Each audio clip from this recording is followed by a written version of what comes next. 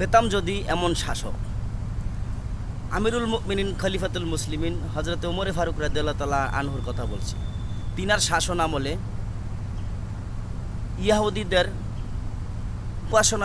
উপাসনালয় থেকে কারা যেন মূর্তির নাক ভেঙে নিয়ে গেছে এবং আরও মূর্তিকে ভেঙে ছুঁড়ে দিয়েছে।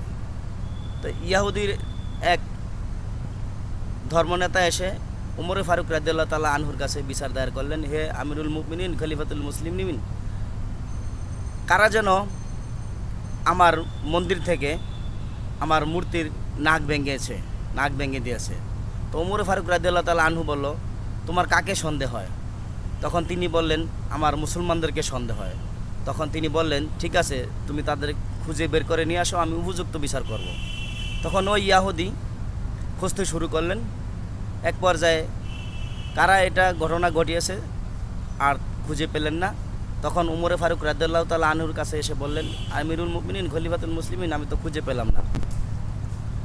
তখন আমিরুল মুমিনিন খলিফাতুল মুসলিমিন ওমরে ফারুক রাদিয়াল্লাহু তাআলা আনহু বললেন, ঠিক আছে, তুমি খুঁজে যেহেতু পাও নাই, তাহলে কি বিচার করব?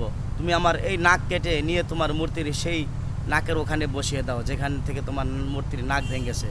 সুবহানাল্লাহ বলেন। এই ছিল আমাদের ওমরে ফারুক রাদিয়াল্লাহু তাআলা আনহুর শাসন। তিনার শাসন আমলে তিনি বলেছেন, আমার শাসন আমলে যদি একটি কুকুর যদি না খেয়ে মারা যায়, তাহলে এর জন্য আমাকে জবাবদিহিতা করতে হবে। তাহলে আমাদের দেশেও আমরা এরকম শাসন ব্যবস্থা চাই। সবাই বলেন ঠিক কিনা?